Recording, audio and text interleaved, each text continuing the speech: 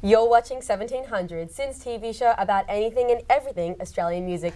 We've had the pleasure at the moment of sitting down with Cam and Ben from The Addicts and finding out a little bit more about their message, or maybe not so much their message, and also a bit of their songwriting process.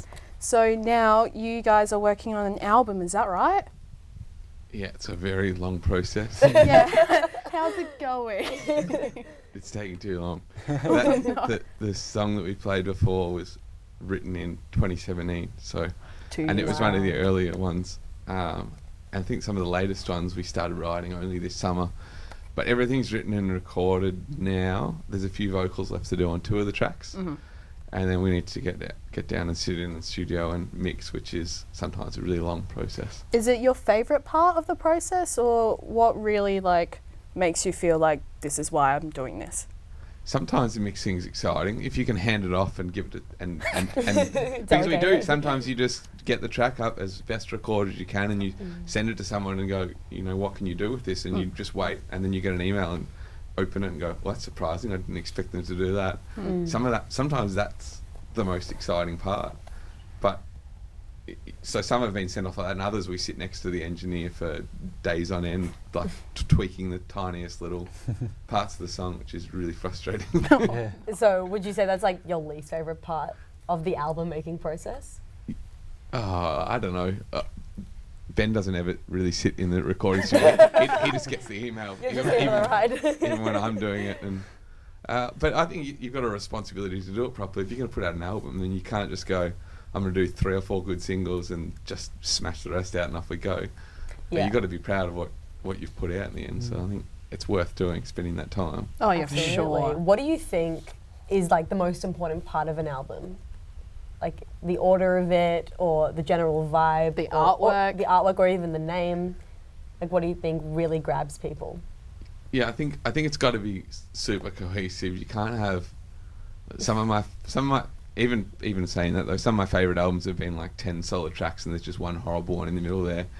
But it eats at you. You're the whole time going, why did they put that song on that album? So close. Just get rid of it. So I think the order is important. But I really like sort of that song that's always about 6th or 7th on there. That's really long and massive. Yeah. We've got one. It's not finished. Are we thinking? Is it going 10 minutes? No, I reckon. Bit of a Bohemian Rhapsody. I reckon it's 6 or 7, which is long enough. Exclusive. So you guys have played a few supporting shows for some artists. You've supported Alibaba Hearts, Abby May. What's been the highlight from those kinds of shows? Yeah, we've done. The show we played last weekend in Melbourne was the first one this year, but last year was crazy busy with support slots like that. It was just after we put out our first album and we got the chance to jump on stage with a few of those bands. I think playing with Slum Sociable was a big one for us, because the guys are so similar in the way that they make their music to what we're doing, and it was just good to see how they go about their live performance and connecting with their audiences. Yeah. So that's a favourite for me, I think.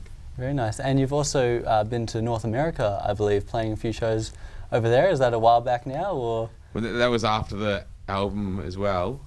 Got to play them on my own though, unfortunately. So it was. Okay. We left Ben and the other guys behind. Oh, got abandoned. But it was very different playing like that, knowing that no one in the audience has any idea who you are, and putting on a show that's normally 4 people with just the one. It was very different. Do you say that that was a really good learning experience though, in terms of the band's identity and also your performing style going forward? I think so. 'Cause to know that you're playing to people who've got no idea who you are, but you're totally carefree at that point. You're just well, I'm just going to do what I do, and if people like it. I think that's a great way to end it off. Thank you so much for talking with us today. We're going to throw it to a clip now, so we'll be back right after this. Thanks, guys. Thank you.